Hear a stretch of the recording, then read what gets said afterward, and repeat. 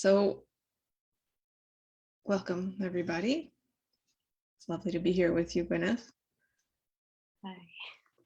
For everybody who is new to Gwyneth's work, this is Gwyneth Jones. She's a coach, facilitator, writer, podcaster, all around multi-potentialite, who has, in recent years, moved her work over to the climate realm. So she's one of us who is stepping up in leadership in climate work, and so grateful for the work that you're doing and the way that you have developed so many offerings for so many people in need of this kind of support. So we're going to hear all about it as we talk today. So thanks for being here. I'm going to do a little bit of introduction, and you'll correct me if I'm wrong on any of the details, but to give listeners an idea of where you're from and how you ended up doing what you're doing.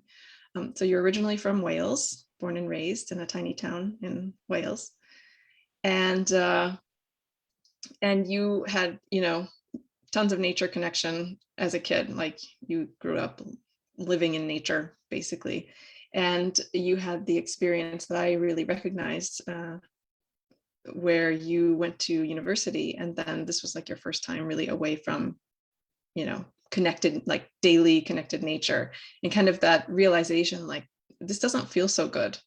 Mine was very similar.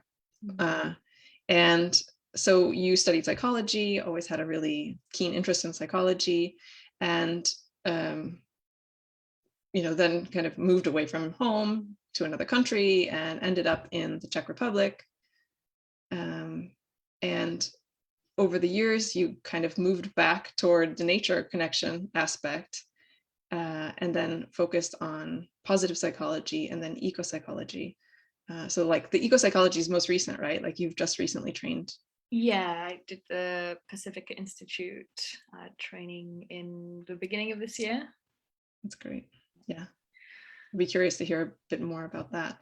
But something that struck me, we're going to be linking a couple other recent interviews that Gwyneth did, that are available online. So we're going to link them, and then you can kind of learn more about her story there as well.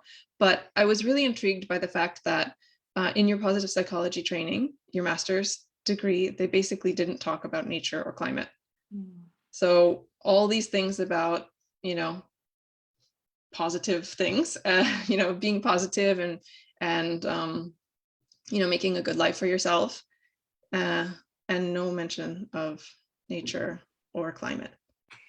So that's really interesting. So I'm kind of curious about your experience there, how it started for you, where you realized that, like, there's nothing there. And then, you ended up training in the work that reconnects, and also emotional intelligence training and stuff. So kind of what was your journey kind of from realizing, okay, I've got psychology, and then there's the nature question, and these two don't seem to be together. Like the nature doesn't seem to be showing up in all of the other training. Yeah, it was strange. We started out, positive psychology is really about understanding what makes for a good life, and it's for individuals and societies and communities, right? And yeah, overall, we're sitting around asking, how can we help people be happier? And there's even, a couple of famous books like The How of Happiness, for example, where, I think Sonia Lubomirsky is the author, and she goes into all of the, research backed by science that is connected to well-being. Like, what are the scientifically backed ways of being happier? Okay, writing a gratitude journal, some things around meaning, like writing a eulogy for yourself to connect with the kind of life you really want to live. Loads of stuff in there. And nothing about spending time in nature, living in a clean, safe climate, none of that. And I can't honestly remember what it was that got me to start thinking about that. But there was a conversation between me and a couple of course mates where we brought it up, and we just started talking about, that's interesting. Surely there is research about well-being and nature connection, though. And we looked, pretty easy to go on Google Scholar, right, and check. And yeah, hey, there's tons of research, showing that spending time in nature leads to more positive mood, reduces depression and anxiety, reduces crime, increases altruism. There's so much out there, but none of it comes under the banner of positive psychology. It's all under the banner of either eco psychology or environmental psychology. And you know how it is in academia a lot of the time. People are in their little bubbles and silos, and they think, they've invented the entire field, for example, right? And positive psychology is just building on centuries of people inquiring into what makes for a good life and philosophy. And, there's so much already there that they could have kind of called upon and talked about, but they didn't. They just went into their own little bubble. Now, this was 6 years ago. And after we asked the lecturers, hey, what about nature connection? What about the environment? I would say it started mysteriously popping up in books about happiness and positive psychology since around that time. So, it's emerged into the consciousness now. And people are starting to maybe overlap these disciplines more. I don't want to take credit for it, but the lecturers we had on that course are pretty influential in the positive psychology realm. So cool if we help them think about that, right? Yeah. So for me at that point, I thought, well, I'm going to do my dissertation about nature connection. So yeah, that's what I focused on. So I got to drag all that research out of eco-psychology and environmental psychology and reference it for starters. And that was actually when I first discovered the work that Reconnects. And I didn't really understand what it was at that point, but it came up in, I was looking for, are there any methodologies to help people connect to nature? And it came up then. And I had a good feeling about it, but I didn't really pursue it. And then it kind of popped up again a few years later when I started getting involved with Extinction Rebellion here in Prague. And, I was drawn to the regenerative culture side of things, of course, because that's the emotions and psychology and taking care of people part. And I looked at what is Extinction Rebellion in the UK doing, to help with activist burnout and with managing climate related emotions. And hey, the work that Reconnects was there again. So that was when I felt that, yeah, I need to really, follow this and find out more about it. And did you want me to say more about the other aspects as well? Yeah, go ahead.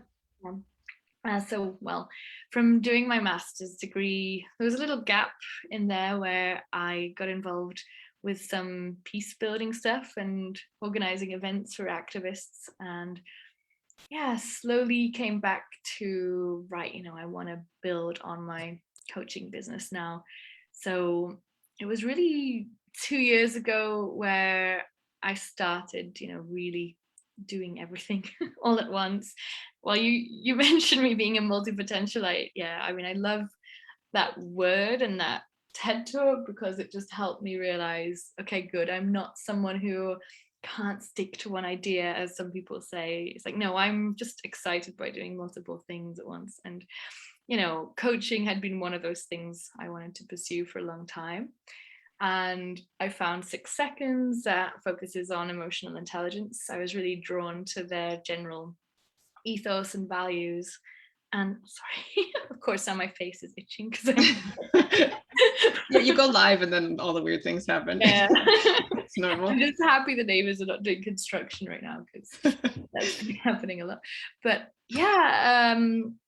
so I went to a Work That Reconnects workshop in person because I wanted to experience it. Completely loved it and thought, yes, I have to train in this.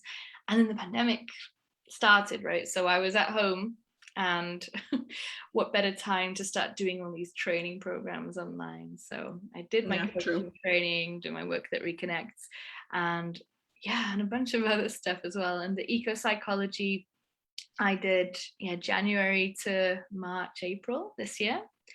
And I think what else I've been doing. I feel like there's always something going on. Well, the coaching journey is step by step. So I did the latest installment of that. And actually, right now, I'm also doing training for healing circles through We Heal for All. And it's a really nice, format of sharing circles and deep relating and deep listening. So, yeah, this is all online stuff. That's really cool. Seem to always be doing some kind of training. As a good multi-potentialite would do. Yes. And as a good gifted person typically does as well. Yeah. It's a little bit of addiction to learning, but that's okay. We have to keep growing. Yeah. But you always then realize what more you need to know. But I think now I'm coming from a much healthier space with it, because it used to come from that lack and not enoughness and perfectionism, but now it's just coming from, like, I think a real genuine desire just to do better, to serve people as well as possible, and curiosity and really wanting to understand things. So I'll probably just keep going, because I really want to learn more about trauma and intergenerational trauma, and like somatic body-based healing as well. And there's always going to be something, I think.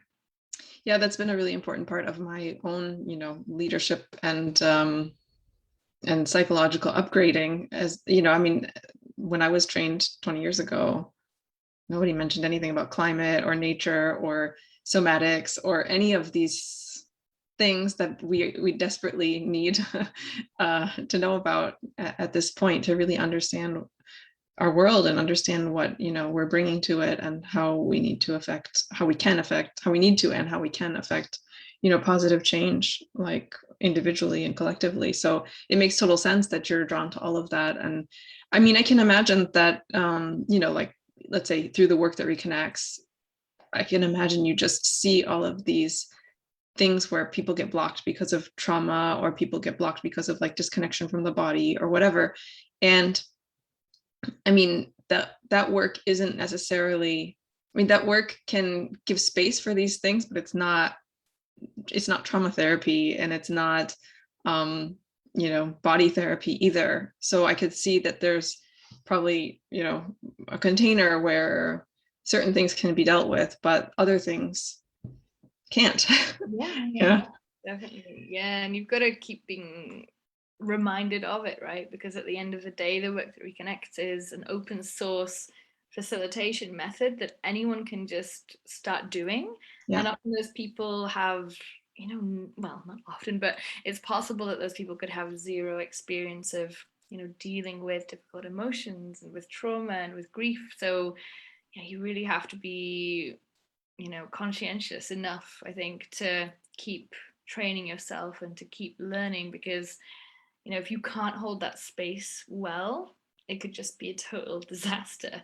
Now, I've not seen that happen, actually. I've been lucky enough that the spaces I've been to as a participant were always held well as well. But at the same time, of course, there are always going to be people out there who go, oh yeah, cool, I got this, and rush into things. And I'm trying to make sure that I'm not one of those people. And one of the biggest things I think I learned from that was also, you're not there to fix, right? You're not there to heal someone's trauma or to kind of advise them on what to do with their emotions. You're there to hold space, meaning, to listen, to allow what comes up to come up. And really, to listen deeply. And maybe there will be times where you need to do more than that, right? You need to offer one-to-one support, or you need to maybe address what someone's brought into the room in more detail. But a lot of the time, just being witnessed and heard, and knowing that this is a space, not for fixing, not for judging, not for giving advice. I think that allows people's emotions to come out.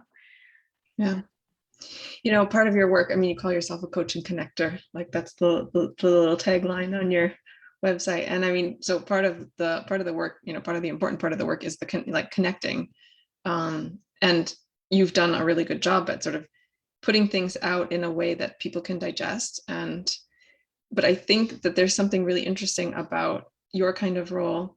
I mean, if let's say you're just a work that reconnects facilitator and you're kind of just doing it locally in your area, and that's kind of it, that might, kind of a more simplistic approach may be enough.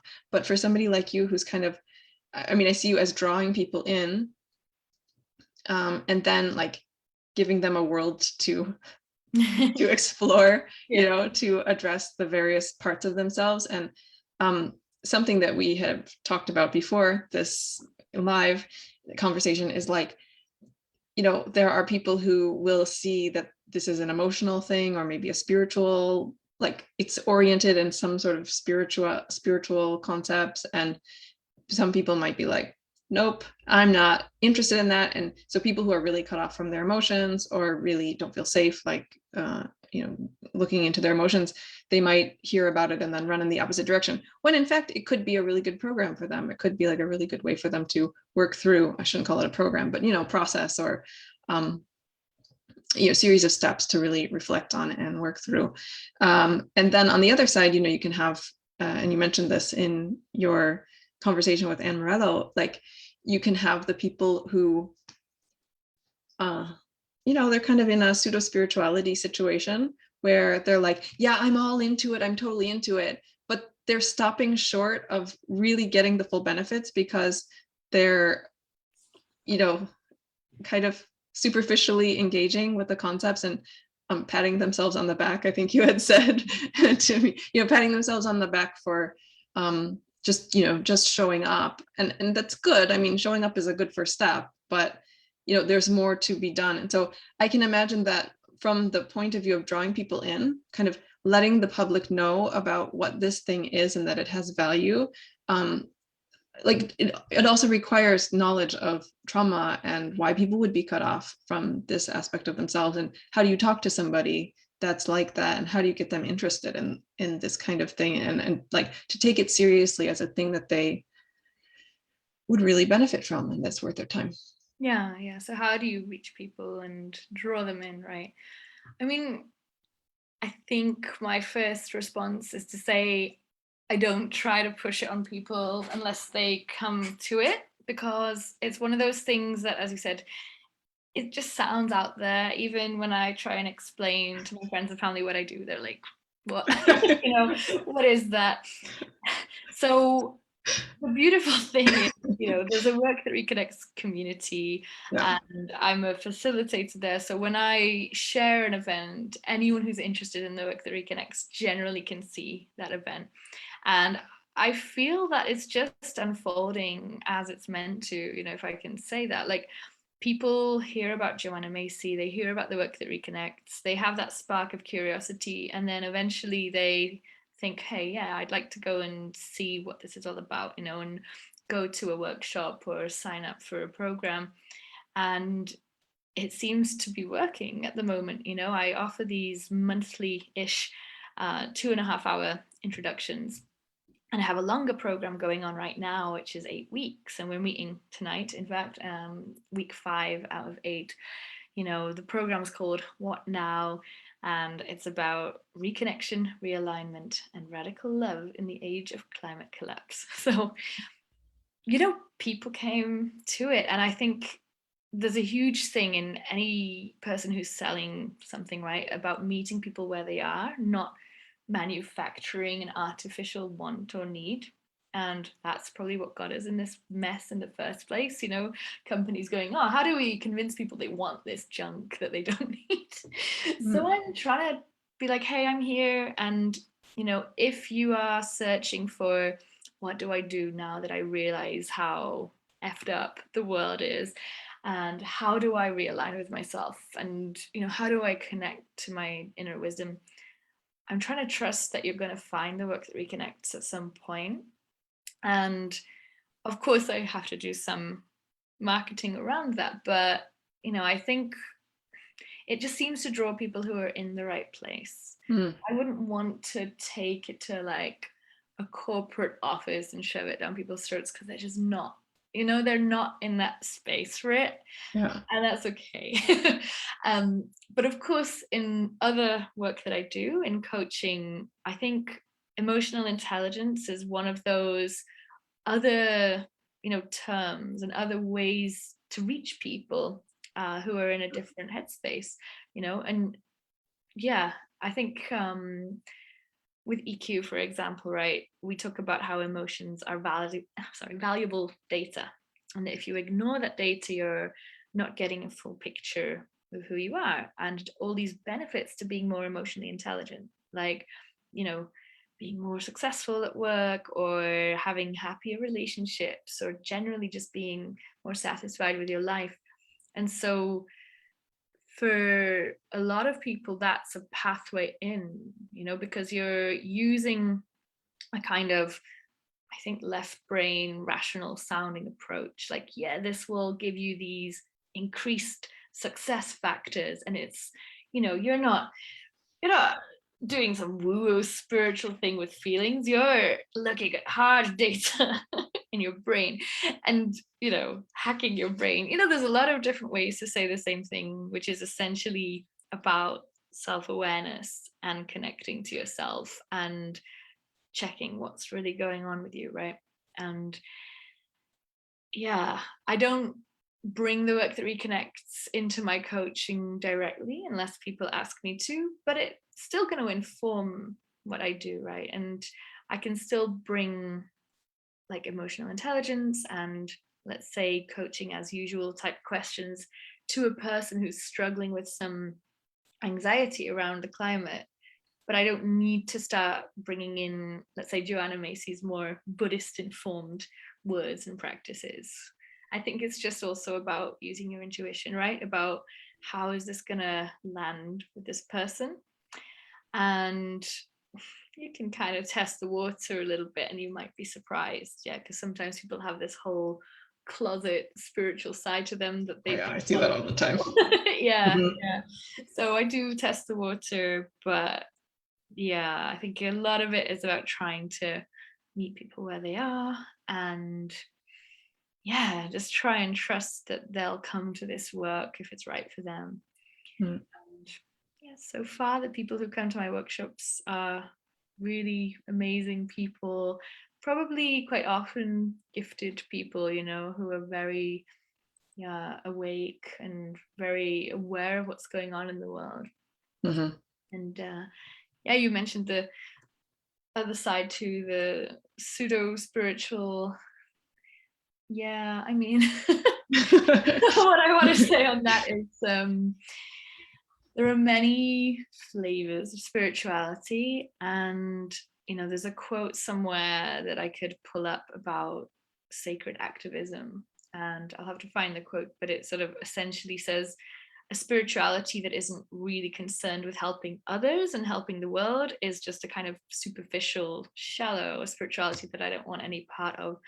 And of course, there's a great attraction in feeling that all the work you have to do is inner, heal yourself, and therefore, the world will be healed too. And, I can get behind a lot of the arguments for why that is the case, but at the same time, I don't think it's enough. And I think some people have obviously much greater healing journeys to go on themselves, right, before they can really be of service to the world in any other way. Yeah. But I fear it's also a bit of a black hole that, a lot of people can get really stuck in, because of course there can always be more, right? There can always be more healing to do and more trauma to heal and more emotional discomfort to work on. But at some point we also have to engage with the rest of the world.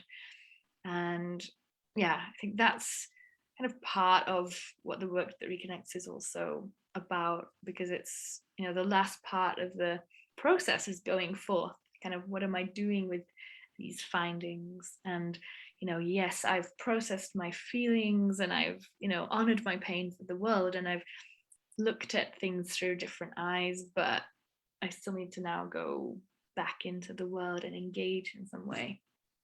So Yeah, that's so powerful. I mean, and it goes along with your mission to help people to really connect both internally and externally.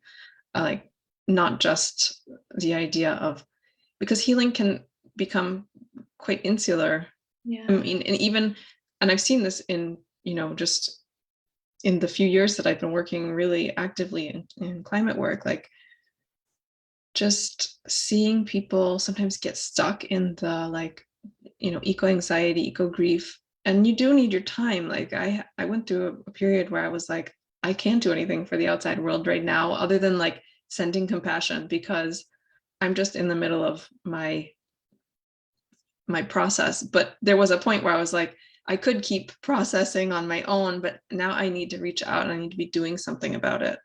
So yeah, there's that fine line. It's interesting also in my work with gifted people, because like a lot of it is about this gifted self-discovery, and also a lot of times grieving the things that you didn't have, like the support you didn't get or the recognition or whatever that you didn't get along the way.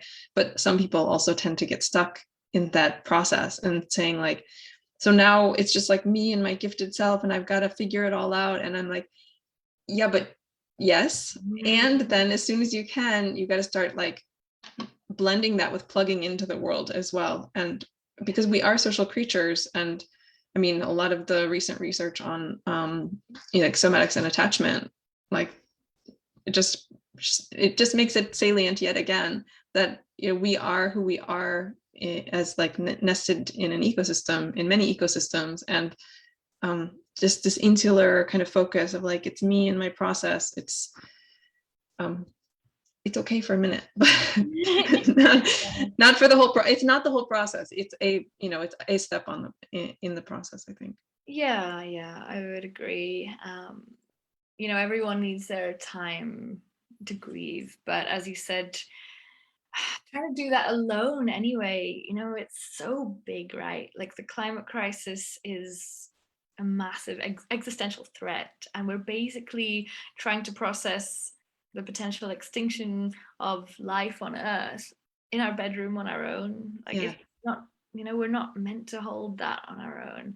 And of course, it can be really hard to go into a circle, especially of strangers, and grieve with people and share how you're feeling. But something different happens there, and I don't have the language to describe what happens on a kind of neurological level or a biological level, but something about co-regulating, right, with other people. Something relaxes in your body when you recognize this person feels the same pain I feel for the world, and this person understands my grief. Just being seen can be massively healing. And I think, yeah, if you're trying to do all that on your own, I don't know if you're ever going to really feel like, okay, I'm healed now, I'm ready to come out and do No, something. no, I don't think So so. I really recommend at least going to one, Work That Reconnects workshop or climate healing circle, climate circle. There's a lot of different things going on with different names that are the same,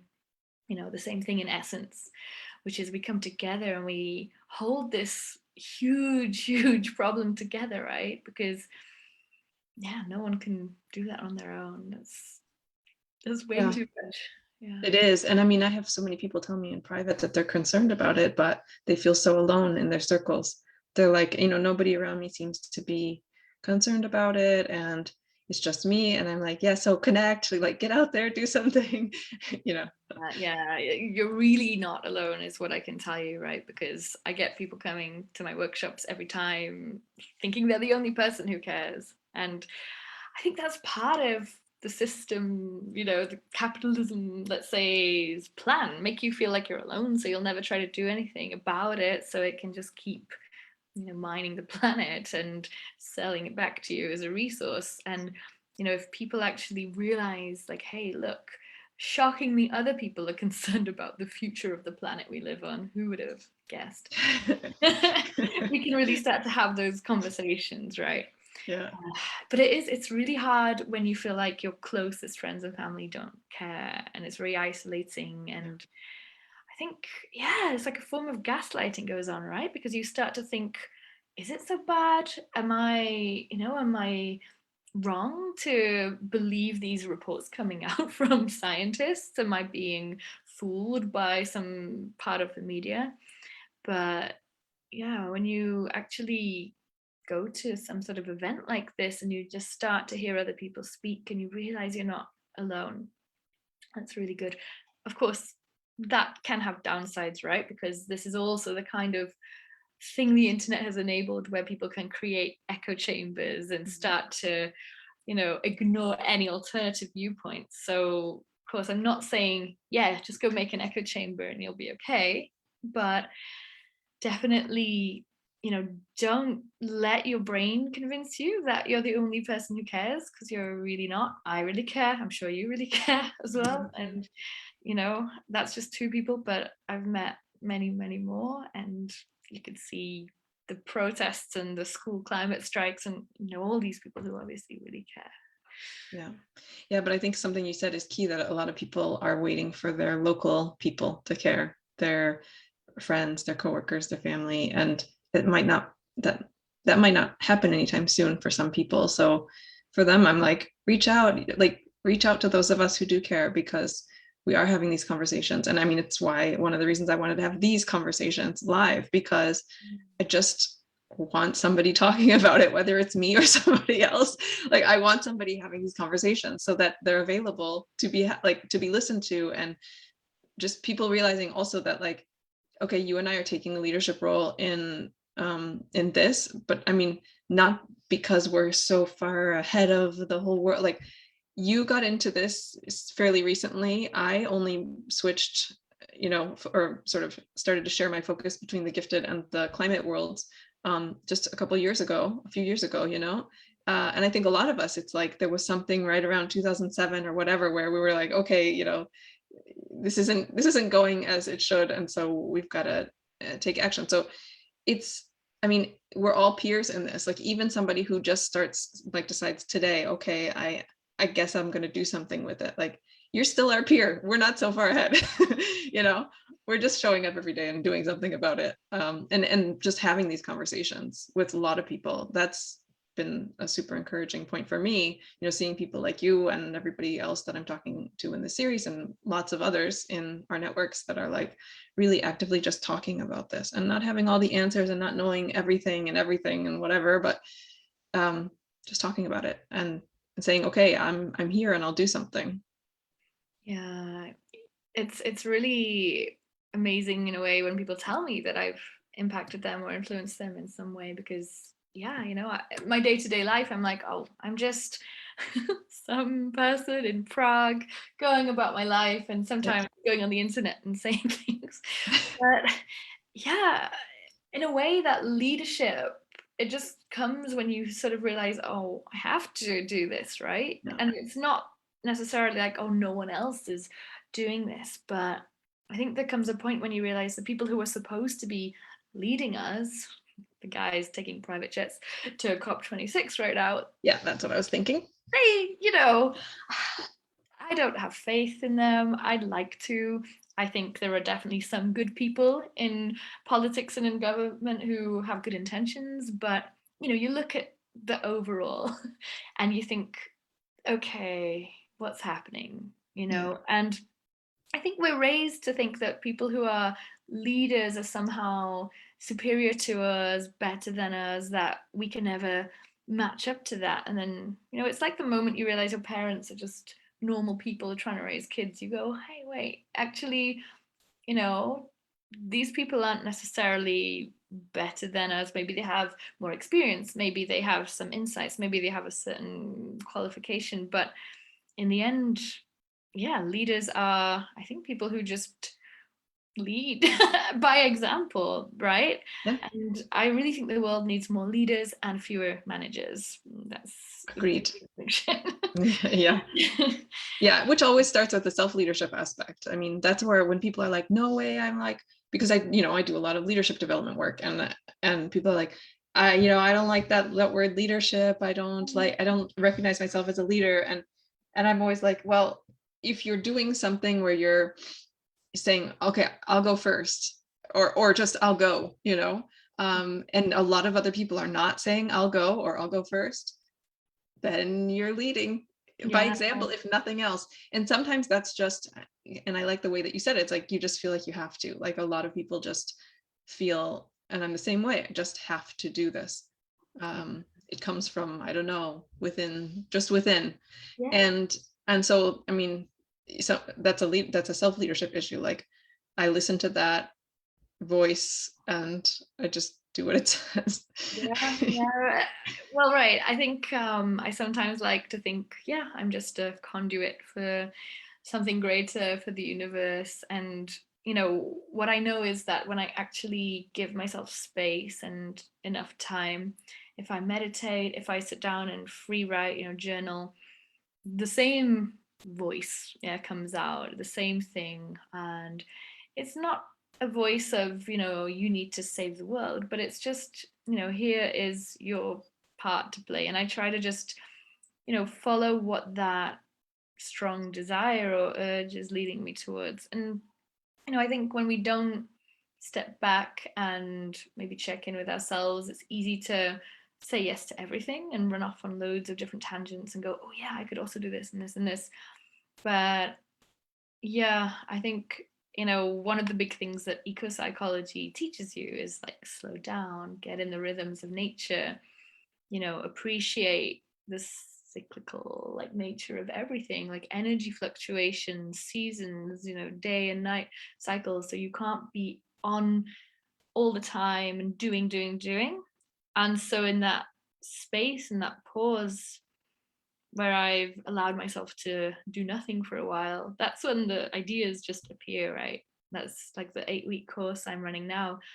I was just sitting on the bus and then it's like, oh, it's here in my head. Okay, where's my notepad? And Yeah. I wrote loads of notes and the bus was shaking and just, the course outline was just there. And I came home and just typed it all out on my laptop, but it was like, okay, Yeah. there it is. Cool. Yeah. Yeah. Yeah, exactly. When you get the space for it, it makes me think of something that you talked with Anne Morello about, or no, maybe it was in your other interview. Yeah, I think about the attention restoration theory. This Yeah. was in the podcast, the Coaching Outdoors podcast. Yeah. And it makes me think of that, like just making sure that we're in the soft focus a lot, because I think when people think of leadership, they think of the direct focus, Yeah. and they think, okay, it has to be me deciding everything and I have to like be in control. I mean, kind of, you said like more leaders than managers. And I think a lot of people think of leadership as management. Like Yeah. they're thinking, okay, I got to control everything. I got to like make people do certain things. I've got to have all the ideas, and they get in the direct focus mode and sort of stay there. And that's not good. that's like that's like a very imbalanced leadership thing, because really there's a lot of this more to like way oversimplify it, like a more feminine way of leading, which is in that soft focus. And I say feminine, it doesn't mean like just Yeah. women do it. I mean also men have feminine sides, and it's that side that's like more the that soft way of coming into it and being receptive to the inspirations that are coming in, and then following those, like I said, following the voice. Yeah. No, absolutely. And I don't know if you're familiar with Adrienne Marie Brown's work on Yeah, emergent. emergent strategy, of course. Yeah, I'll just recommend reading about that basically, because emergence is kind of a hot word at the moment, I think. Yeah. And allow things to emerge, right? Because that, we can use terms masculine and feminine energy, maybe that hard focus, control sort of management comes from, I think, fear, right? It comes from a fear of having your power taken away, because maybe if you don't make the right decision, people will somehow see through you and expose you as a fraud, and then you'll lose your power. So it's an insecurity, like, oh, I have to keep controlling and micromanaging and coming up with things, and that's so much pressure to put on yourself anyway. I don't know how long people can maintain that before they burn out, but this soft focus, trusting, right? It's like partly trusting the intelligence of other people and of groups, and just trusting that if you give people the space, then actually the the things that can come out might be much greater than you could have imagined. Yeah. And that links back into what we were talking about like staying connected in the whole process, because as a leader, like I'm doing it with people. I'm not just like out there. I mean, it wouldn't mean anything if I'm just out there like proclaiming, I don't know, some sort of truth or something. It's like, No, I then you're mean, like someone on speaker's corner just yelling at strangers, I think. right, exactly. I mean, it's very much something that like it is emergent. It merges out of the relationships, um and I can be a leader in some ways with people, certain people, and then they lead me in other ways where they're further along the path. And so it doesn't even have to be like, some people, I mean, really think, okay, I'm the leader, then I have to be good in everything. Like this is an issue that comes up a lot in the gifted world when gifted people get into leadership, that they're like, okay, I have to be the smartest person in the room. I have to know all the answers. I always have to, and they like, and they hold themselves to the standard. I mean, not everybody, but it's a tendency. And it's like, no, actually, you just get to be human, your human self. You're just saying, like I said, I'll go. Okay, I'll go. I'll do it. Yeah, I think it was a big journey for me as well, because I often came from that insecurity and that perfectionism and thinking like, oh, who am I to say anything? And it's hard to say how has that slowly disintegrated over time, but it has. And I can partly say, going through the book Playing Big by Tara Moore was really helpful for me, and just a lot of different activities for connecting with my older, wiser self, and recognizing that it's okay to be wrong, it's okay to say something stupid. Like, I'm sure I'm gonna say a lot of things that people would disagree with. Stuff's falling off my desk. And that's okay, because we're all figuring this out, right, as we go along. And I think it's about what do you take ownership of as well. So if people come to my workshops, I'm gonna take responsibility for making sure that I'm creating a safe space. But if I somehow found myself in a position of leadership where I'm like, I don't know, in charge of managing water or something, I'm going to say, no, I don't know what I'm doing here. I'm not qualified to do this. So I think it's also about integrity, right? It's like knowing when you actually can do something, when you can't. And it comes to me that the world of coaching is full of a lot of let's boost your self-esteem and tell you you're amazing and you're a goddess and you can do everything. It's a lot of that, and it feels good, so people pay for it. But there's also a kind of missing piece about integrity. Like, are you actually able to do what you're telling people you can do? Are you actually competent in healing trauma, if that's what you're telling people that you do? Are you doing more harm than good? And that's another part of it, right? It's like balancing the imposter syndrome. Like, when is that actually telling you something useful, like, hey, you need to learn more about this before you rush in? And when is it that insecurity and self-limiting belief? So I think there's a big thing there about balance, as always. I mean, I was going to say, it comes back to this essential question about like not staying too insular about in the process, and knowing when it's time to connect. And I mean, this is kind of one of the overarching themes of our discussion today, is like knowing what to focus on. And I think this is really key. Like, what do you focus your attention on in a world like the one we have right now? And a lot of it is this thing about, like, first of all, sort of self-leadership, like making sure that you're like engaging wherever that starts for you, but also figuring out this, when is it just me in my room crying, or or journaling, gratitude journaling, or whatever the thing is, and then when is it connecting? And then, like, when it's connecting, how is it connecting? Like, what am I focusing on in my connections? Because there is that like emotional processing period where you are just you're not thinking about leadership. I mean, the self-leadership maybe gets you to that moment, but then in that moment you have to sort of surrender to your feelings and like surrender to the intelligence of the group like in processing those feelings together. And that should be the focus at that time. But then it shouldn't stay the focus of all time. Then there's the balance again, where it's like, once you've processed enough, then maybe it's time to help other people, kind of start leading other people in their processing, or doing something else that's more leadership oriented, more generative in that sense. So it's an interesting way to think about, like, how are we reconnecting? Because there is the self reconnection, and that is really important, and the nature reconnection. And then there's also this social aspect that's like, do it with purpose, stay open to the soft focus, intuition stuff that comes in, the clarity that comes in from that. Yeah. Being open, I think, to new ideas and feelings popping up in you that you might not have expected. Yeah, I'm thinking, as you were saying all of that about, the spiral of the work that reconnects, because it's not a linear A to B journey. It's not like, oh yeah, here you honor your pain and here you go forth and that's the end of the story. It is a spiral. So the idea will be that maybe you go around that spiral multiple times in one day.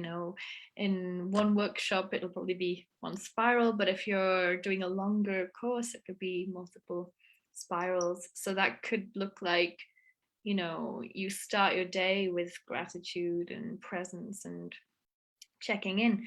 You go into honoring your pain, so maybe you have that space for the grieving.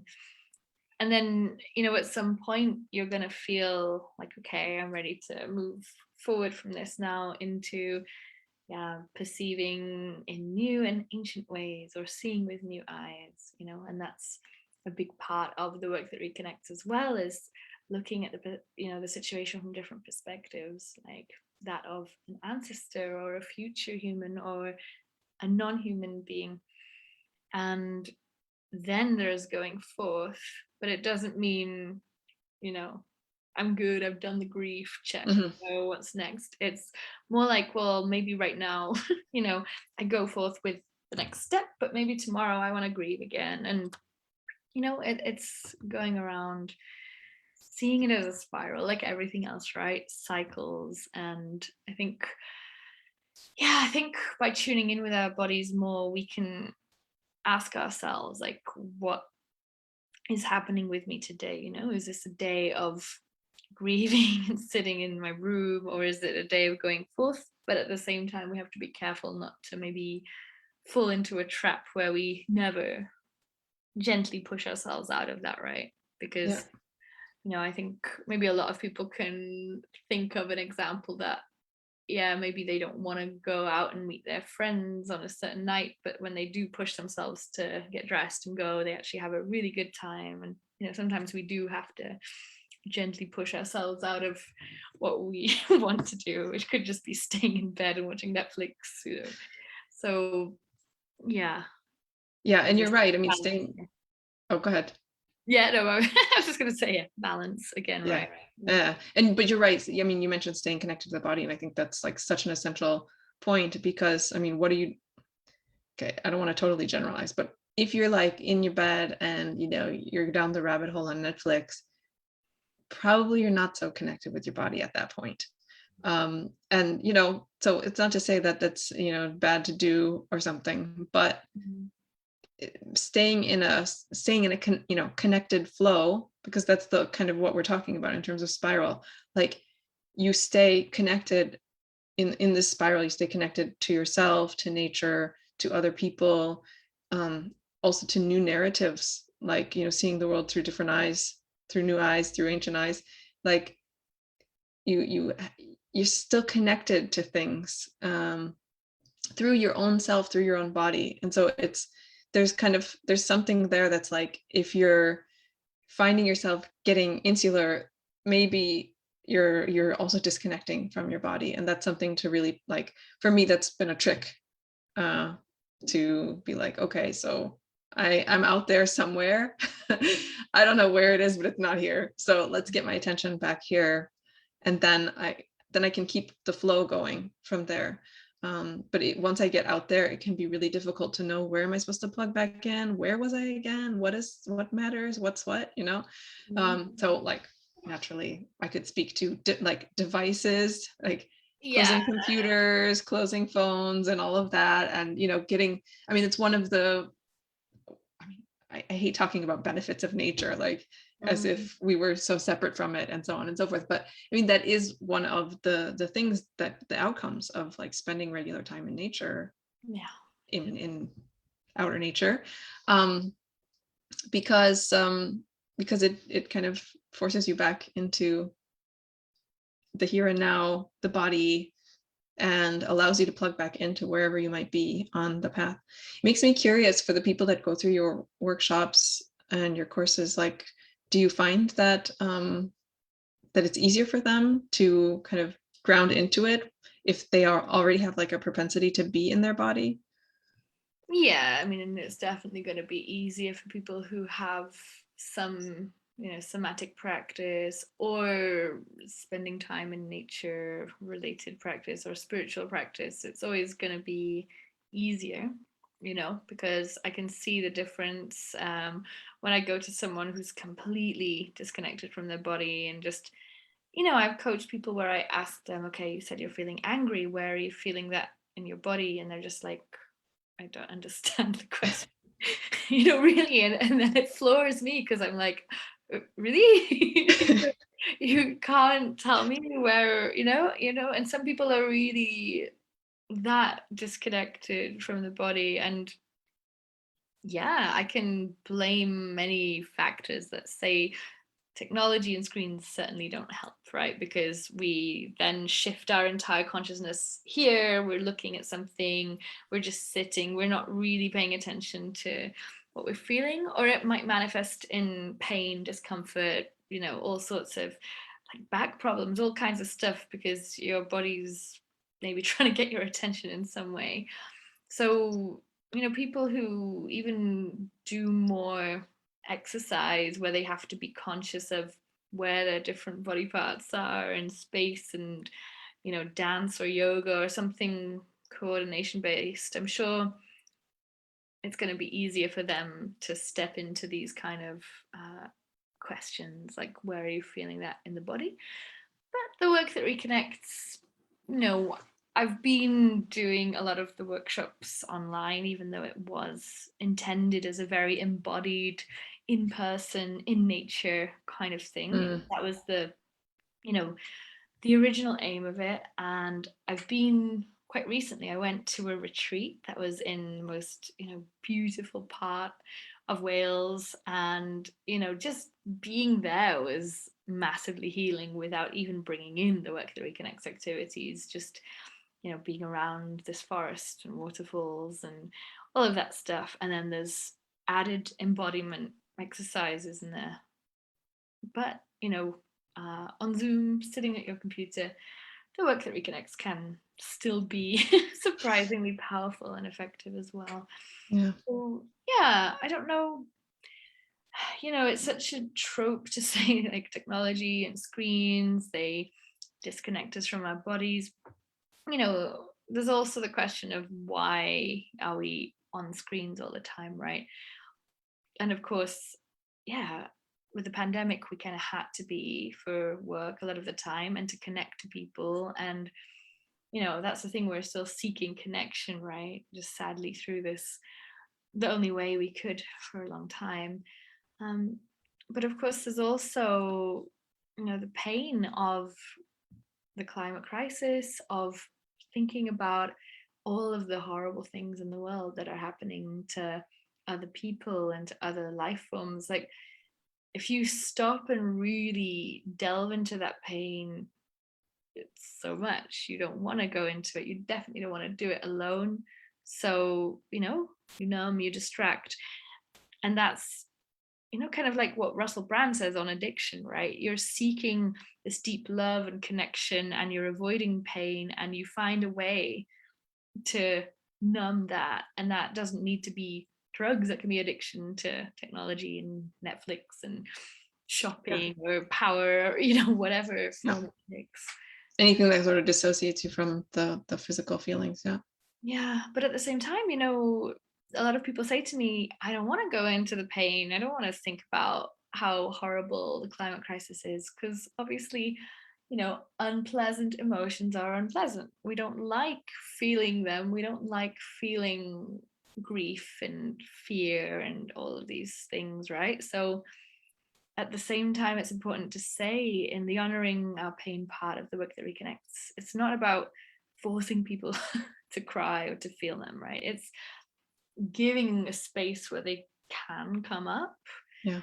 But that can be really hard for some people, and we did one of the exercises is called the truth mandala, and everyone can kind of come to the center of the circle if they want to, as they feel called, and speak to different emotions they have around the climate crisis. And it can be really, really powerful and moving to hear people expressing these truths, but for some people it's just way too much and they just don't want to do that. And if you're not connected with and familiar with your own pain, then I think it's very hard to see that expressed by another person as well, right? Yeah. Because it's going to trigger something in you that you're not ready or willing to acknowledge. Yeah, absolutely. But I think that it's really powerful to have, like, in the work that reconnects. I mean, again, having this flow pattern, this spiral where, again, you see that this is a part of a process. This isn't the final step, and you're not just going to cry for the rest of all time. Like, if you, or you get your anger and you recognize it and you feel it in your body, and or grief or whatever, and then it transmutes itself. I mean, you can see that it goes somewhere. Something happens with this. It's not just like this for all of eternity. I mean, sometimes it can feel like that, and I think that's one of the things that makes it quite scary for people. But I think that's powerful because, one of the sort of overarching questions for our discussion today was, like, how do you deal with the heartbreak that you feel when you look at the situation? Like, when you want to connect, whether that's to your own inner feelings or to nature or to your fellow humans that are also willing to deal with these things, and are looking at their own heartbreak. And like you said, like, watching what's going on to so many humans, like, we are connected, and we do, I mean, unless we're missing something, like, essentially human, we do have to feel some sort of empathy for, like, a lot of people in the global south, and the people who, I mean, tons of people around the world, but especially the ones who are being hit the hardest with all of the climate change, current things that are going on with the climate. So and who will continue to suffer the most, more than those of us in places like Europe, like where you and I are.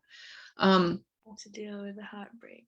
Yeah, so there's that, which is, like, I think, to some degree, knowing that there's this flow process, that the heartbreak is part of a process, is in itself sort of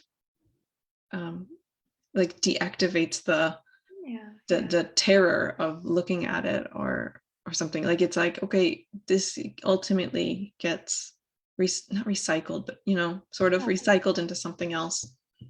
Yeah. Well, Joanna Macy says, the heart that breaks open can contain the whole universe.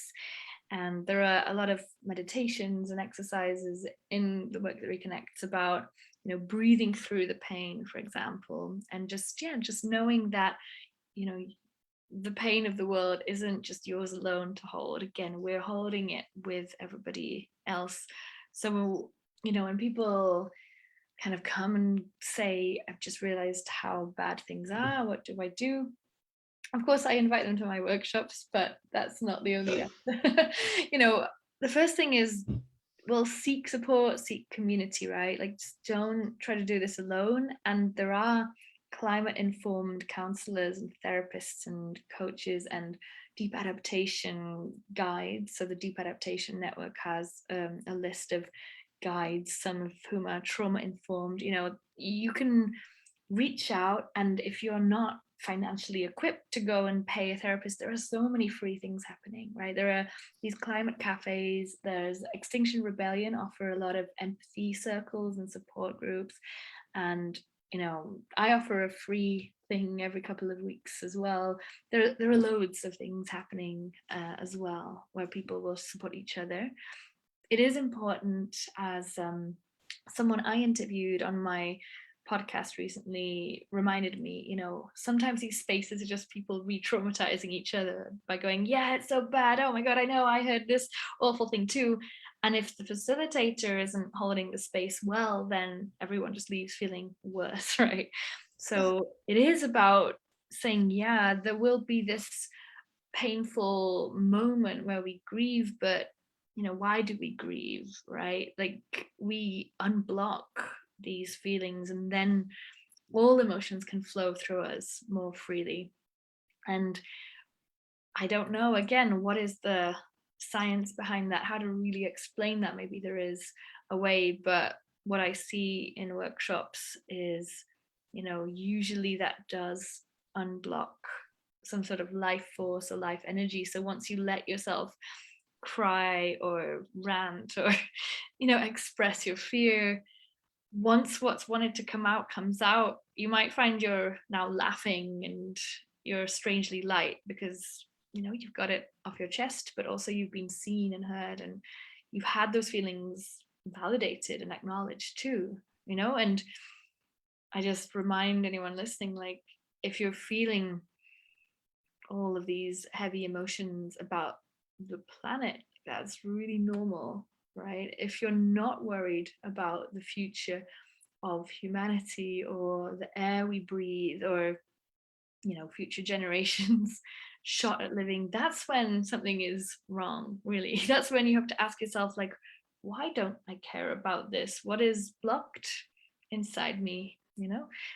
So yeah, I think what was the question again? How to Dealing with the heartbreak that comes up. yeah. So yeah, it's don't do it alone. That's the first thing I say. Also, you'll see a lot of very shallow articles now coming out. It's cool now to talk about eco-anxiety. So you'll see these articles like, how do I deal with my eco-anxiety? And it'll just culminate in do loads of self-care and do what you can, just recycle. And it's making me so annoyed because it's so simplistic, and this whole like, oh, just do what you can thing. I'm coming at it with a lot more harshness now and a lot more tough love, which is no, we're in a privileged position. We're in the countries that have probably caused the majority of the climate crisis and are going to suffer the least from it. We have to be better than that. We have to, humanity has to grow up. We have to be okay with discomfort. Like, this is the thing that people in Western society feel, that we're entitled to never feel discomfort. And that if there is eco-anxiety or a gnawing sense of, maybe I shouldn't be flying on this holiday or whatever it is, then make space for that discomfort, right? Don't see it as something to make go away or fix, because the problem with these kind of articles is it's suggesting that, if you feel discomfort about the world we've created, then the problem is in you and you've got to soothe it, make it go away so you can continue on with business as usual and contributing more to the problem. And one of my favorite quotes is Jida Krishnamurti, which is no measure of health to be adjusted to a profoundly sick society. Mm-hmm. So what if you are supposed to feel some heartbreak? What if you should feel some heartbreak? So don't think, oh, I have to make this go away as fast as possible. What if that's part of our job, is to feel that pain on behalf of the earth and to allow it to come through and to process it?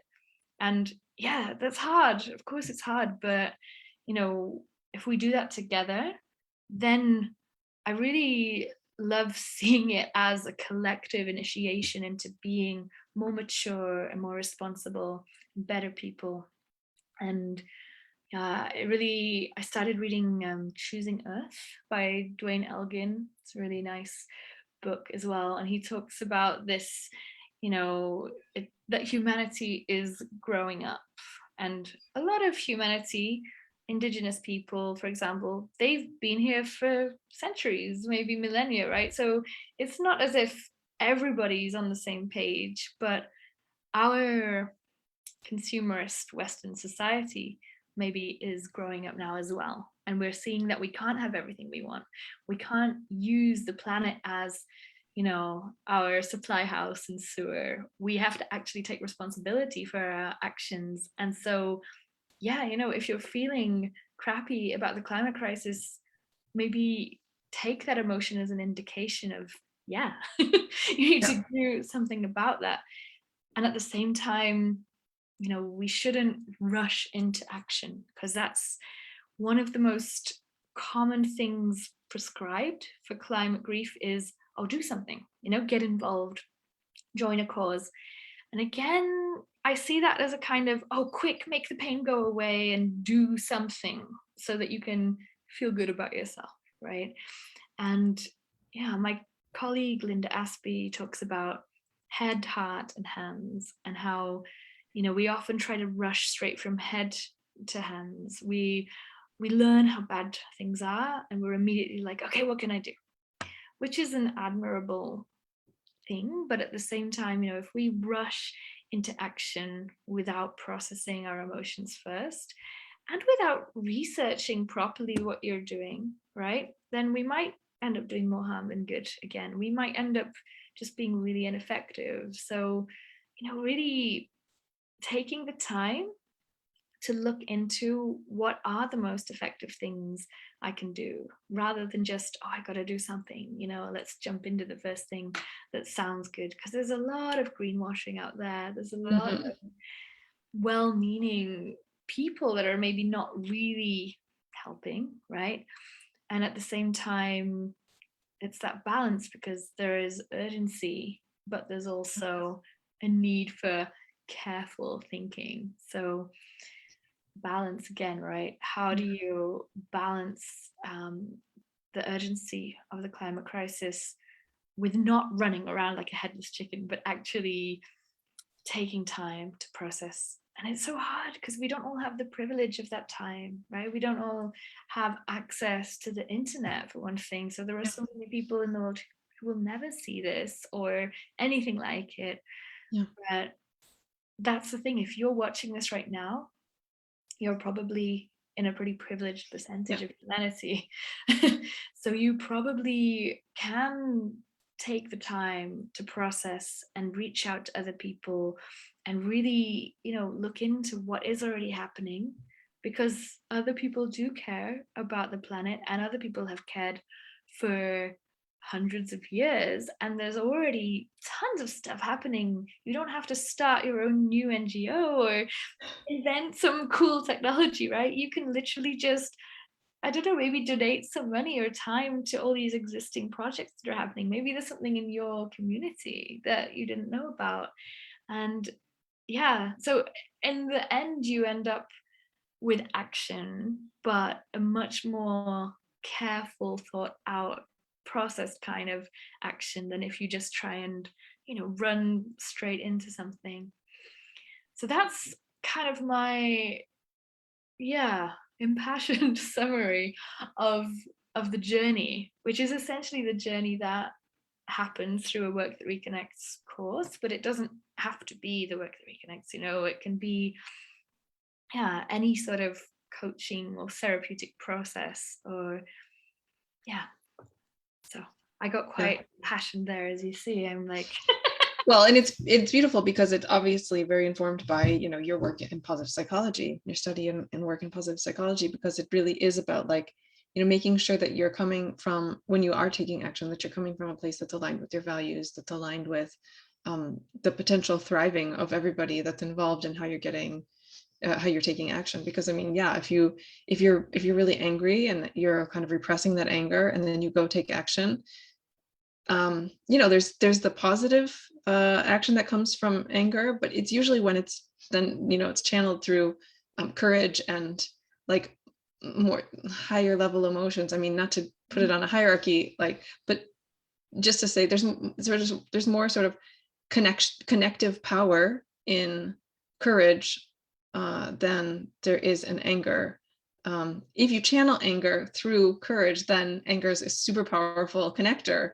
But if you just connect directly from the anger without channeling it through courage, for example, then you get you get divisiveness, and you get all sorts of ways that don't really lead to connection. So it's like finding the safer ways to process the heavier emotions that do often lead to disconnection, and finding ways to then channel them through the whatever, if we want to call them higher emotions just for the sake of simplicity, but so courage and willingness and love, passion, and these kinds of things, like really getting involved, because like as we're saying how it is for us, like we have to, and it comes from passion, and it comes from deep love for the earth, and just sort of profound respect for life, for the process of life. But I mean, yeah, mine originated in also sadness and anger and all of that, but you're right, there is that important beginning part of processing that safely.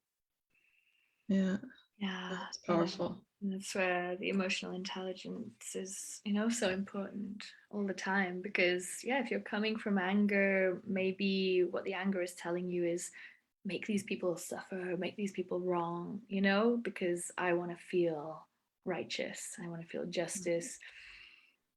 And, that can be a very pleasing emotion, to seek revenge or to see someone cry because you proved them wrong. But, it's thinking beyond that. What is my real goal with this? What is the real outcome that we want as humanity? What kind of world am I co-creating? Do I Yeah. want to be co-creating a world where people who are wrong are punished and made to suffer, or do I want to be co-creating a world with empathy and compassion and listening? And I think it comes back to the body again, right? It's, when you said higher level emotions, I think it's more like, is this emotion coming from an activated fight or flight or Mhm. response in the nervous system, or from the parasympathetic nervous system? Is it coming more from a place of love and calm? And that can be love mixed with anger, like righteous Yeah. love and sacred activism.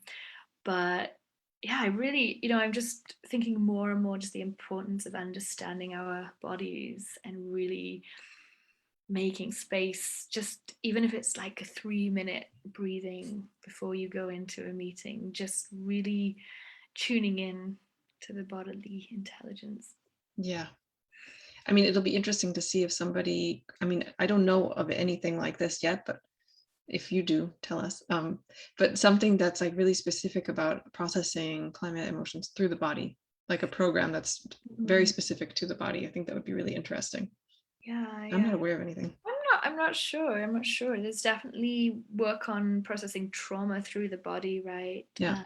I'm thinking of, um, yeah, a lot of stuff pops to mind, cultural somatics, this kind of work. Mhm. So, I think you can apply that, because Yeah. ultimately, yeah, trauma and racism and intergenerational trauma is very tied in with the climate crisis. So, Yeah. yeah, I would really just say, use the work that reconnects and eco-psychology and decolonialism as springboards for seeing what's out there that speaks to you. Because as we've said, right, depending on where you're, not even where you're at in your journey, because that makes it sound very linear, but Yeah. depending on your preferred style of doing things, maybe your personality, your brain style, whatever, you're going to find different things more useful, right? And some people are going to be more drawn to speaking about earth-based spirituality, and some people are going to be more drawn to, yeah, like action oriented, using emotions as data stuff. That's all okay. But you know Yeah. I think if I'm to kind of give any real take home message, it's just like stopping and asking yourself, what is really going on for me right now?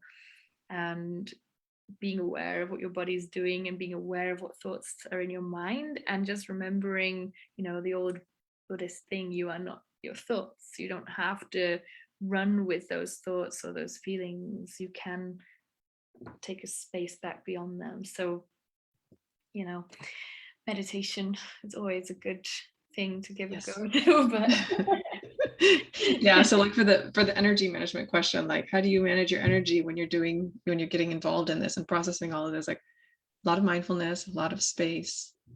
singing for me, actually, maybe because I'm Welsh, but I need singing in my life. Yeah. And yeah, again, there's maybe some, neurobiological explanations. It stimulates the vagus nerve, Mm-hmm. but yeah, the Welsh definitely have known this for centuries. Mm-hmm. Singing in choirs and groups, very regulating for the nervous system. And of course, spend time in nature, and yeah, just keep remembering to breathe. Yeah, And I mean that's slowing down and finding the not slow, what is it called, the soft focus, yeah, going through those moments of just like not downtime, because it's not like downtime could sound like the Netflix in bed situation. And I mean, maybe that's okay sometimes, but yeah, kind of the, inviting that soft focus and the more feminine side that gives space to things and allows your path to organically show up or emergently show up in front of you. yeah, exactly. Yeah, give space for things to emerge that you may not have expected. And yeah, and be careful what news media you're consuming. Yeah. Because there's a point at which the climate crisis is bad, and you don't necessarily need to read every single example of that. There's always a saturation point, right, of what is reading this now doing for me.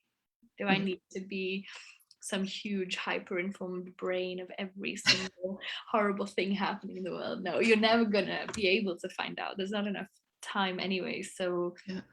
once Yeah. then you pretty much know, and you can maybe give yourself a limit of how much time you spend every day, right? Updating yourself about what's going on. Yeah, Yeah, that's so true. really important, because otherwise I would just end up scrolling through social media and news for hours. That's what used to happen. So You've learned the hard way. we all do, don't we?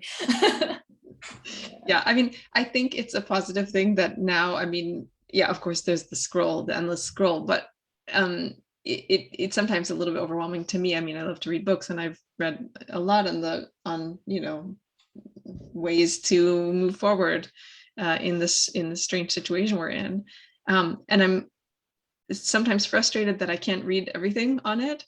But actually, I take that as a really good sign. Like if there's so many books out there that I'm never going to be able to read them all, that's really good. And also, you're right, you get to the point where, would that be the best use of my energy? No, because it would be sort of getting insular again and not flowing with the thing. I mean, like you said, once you kind of start to take action. I mean, I almost think of it as like if your child is sick and you find out what that sickness is, then you start to take action. You don't just go down the path of reading everything you can about that and not treating the illness. Like the information is there to help you to then take action. So like, yeah, like you said, don't just jump into action immediately, do process, but then keep it in the flow, keep it in the spiral. Yeah, exactly. Well, I hope that listeners are, kind of going, this is a good reminder. Either this is, if it's new information, that's good. If it's a reminder, that's also good. And just again, having these conversations it's important to be like talking about these things also from the point of view, like I said, of people who, have really devoted a lot of our times to this over the last years. And reminding everybody that like wherever you're at in the process, like you're still probably going through a bunch of cycles. Like in leadership, I mean, in leadership, the leadership development work I do, I'm always telling people like, there is no done. You're never like at the top of the leadership, whatever, and then everything's good from there. Like you're always cycling through, and there is always this emergent process that keeps happening again and again. It doesn't mean there's no stability. I mean, there are periods of relative stability, but it's never the end. The world keeps changing and you keep growing, and so it's, I think, for somebody that's just kind of new to this, like is asking the what now question of your workshops, that there's a lot of good information here. But also for somebody who's been in it for a while, I think it's also just probably a nice opportunity for them to, listen to peers talking about that all of this is still relevant, and just getting some mirroring in that regard as well. Absolutely. Yeah. Yeah. So thank you for everything you're sharing. Thank you. Yeah, I hope it's resonated with some people on some level at least.